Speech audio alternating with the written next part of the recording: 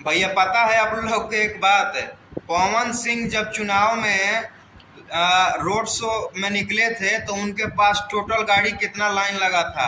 अरे भैया गाड़ी का रेट आप लोगों को बताया जाए ना तो आप लोगों चौंक जाएंगे कि मतलब इतना महंगा गाड़ी और इतना सारा गाड़ी। उनके पास टोटल 15 करोड़ का गाड़ी आया था टोटल। स्कॉर्पियो, फॉर्च्यूनर, बहुत सारे गाड़ी आया था, रेंज रोवर भी उनका आया था। अरे भाई साहब ये पावर स्टार हैं, जहाँ भी रहेंगे अपना जलवा बिखेरते रहेंगे एकदम। और इतना बड़ा हीरो होकर के और घर घर घूमना, घर घर के लोगों से मिलना, उन लोगों के साथ फोटो खिंचवाना, उन लोगों के साथ खाना, उन लोगों के साथ आशीर्वाद लेना, ये कहीं ना कहीं देख करके एकदम दिल में एकदम बहुत अच्छा लगता है। कि पवन सिंह को लोग बोलते हैं कि पवन सिंह इतना बड़ा घमंडी हैं, पवन सिंह घमंडी हैं, कुछ नहीं कर सकते हैं। पवन सिंह के सामने लोग पवन सिंह स्टेज से ही लोगों को गाली देते हैं, बोलते हैं। अरे भैया प्यार देखो कि पवन सिंह स्टेज से लोगों को गाली देते हैं कि पवन सिंह लोगों का इज्जत करते हैं।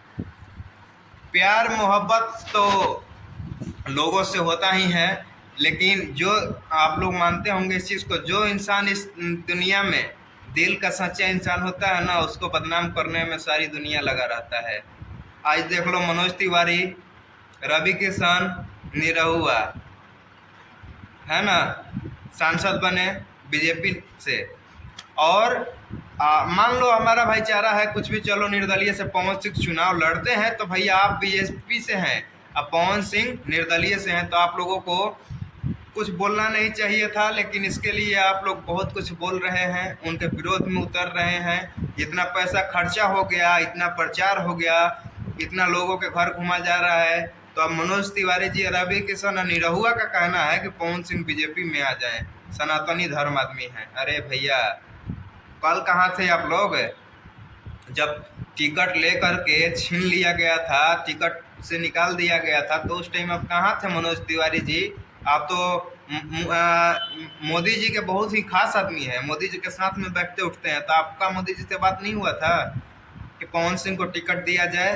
अब पवन सिंह को, आप लोगों को तो ये पता नहीं था कि पवन सिंह कभी चुनाव लड़ेंगे तो कभी जीत पाएंगे, आप लोग कभी नहीं सोचे थे। लेकिन जब पवन सिंह का रोड शो निकला तो देख करके आप लोगों का हालत खराब हो गया। करे भाई कि प्रधानमंत्री से खड़ा हो जाएगा तो जीत जाएगा, पीएम मोदी का भी हालत खराब कर दिया है पवन सिंह और निरहुआ, रवि किशन क्या बात करेंगे। चलो भाईचारा है, कुछ बोलना नहीं चाहिए, लेकिन आप लोग भी इस चीज़ को देखें और इग्नोर करें, क्योंकि जो होना था अब तो हो गया। पवन सिंह काराकाट के सांसद समझो कि बन ही गए हैं, वहाँ पे बीजेपी का ना चलेगा राज, ना माले का राज चलेगा, जो चलेगा सिर्फ पवन सिंह का राज चलेगा। तो जितना भी भाई हैं, मैं एक ही बात कहना चाहूँगा कि आप लोग उसी इंसान को चुने और उसी इंसान को सांसद बनाएं जो आपके लायक है, जो आपकी बातों को समझता है, जो आपकी इज्जत करता है। इतना बड़ा नेता होने के बाद कोई आया है आपके घर पे? कोई आया है आपके घर पे चाय पीने के लिए? इतना गरीब गरीब लोगों के घर पे जाकर के चाय पीना, खाना खाना सबकी बस की बात नहीं है, सब नहीं कर पाएंगे जो पवन सिंह कर रहे हैं।